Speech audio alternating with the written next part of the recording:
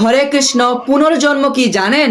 গীতা এই শ্লোকটি জানলে আপনি অবাক হয়ে যাবেন, যেখানে ভগবান শ্রীকৃষ্ণ স্বয়ং বলেছেন সনাতন ধর্মের পুনর্জন্ম রয়েছে। জানেন কি কোন সেই শ্লোক?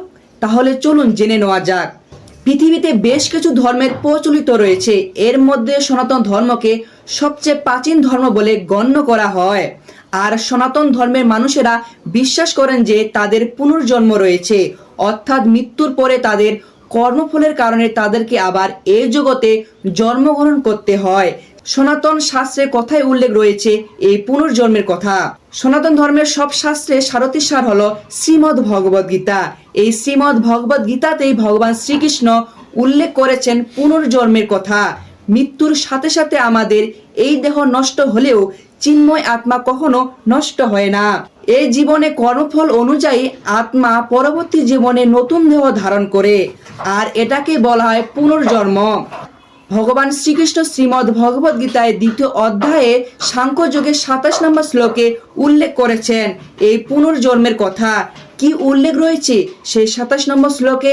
এখানে ভগবান শ্রীকৃষ্ণ বলেছেন, জাতস্য হি ধ্রুব মৃত্যু ধ্রুবম জন্ম মৃত্যুশ্চ চ তস্মাদ অপরিহার্য অর্থে ন তুম শচিতুম অহর্ষি। অর্থাৎ যার জন্ম হয়েছে তার মৃত্যু হবে, এবং যার মৃত্যু হয়েছে তার জন্ম হবে। এই শ্লোকটির মাধ্যমে আমরা জানতে পারি যে প্রতিটি জীবের পুনর্জন্ম রয়েছে, অর্থাৎ আমরা কর্মবন্ধন থেকে মুক্ত না হওয়া পর্যন্ত জন্ম মৃত্যুর চক্রে আবর্তিত থাকব। আমাদেরকে বারবার জন্মগ্রহণ করতে হবে এবং বারবার মৃত্যুবরণ করতে হবে, আর এটাই হলো পুনর্জন্ম। তাহলে কি এই জন্ম মৃত্যু চক্র অর্থাৎ পুনর্জন্ম থেকে মুক্তি পাওয়ার কোনো উপায় নেই? এর উত্তর আমরা শ্রীমদ্ ভগবদ গীতা থেকেই পাব।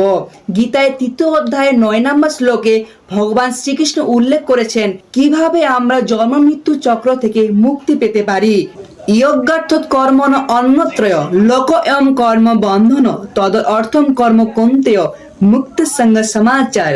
গীতায় 3য় অধ্যায় বলা হয়েছে যে কেউ যদি কেবলমাত্র ভগবানের প্রতি প্রীতিবিধানের জন্য কর্ম সম্পাদন করে, আমাদের কৃতকর্ম দ্বারা যদি ভগবান সন্তুষ্ট হন, তাহলে কেবলমাত্র আমরা এই জন্ম মৃত্যু চক্র থেকে চিরতরে মুক্তি হতে পারি।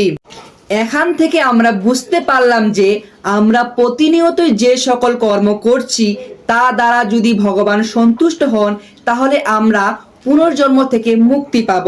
আমাদেরকে আবার এই জড়জগতে জন্মগ্রহণ করতে হবে না। এই জড়জগৎটা হলো দুঃখের আলয়, যেটা ভগবান শ্রীকৃষ্ণ শ্রীমদ্ ভগবদ গীতায় উল্লেখ করেছেন। তাই এখানে আমরা দুঃখ ছাড়া কিছু লাভ করতে পারবো না, একমাত্র ভগবানের সেবা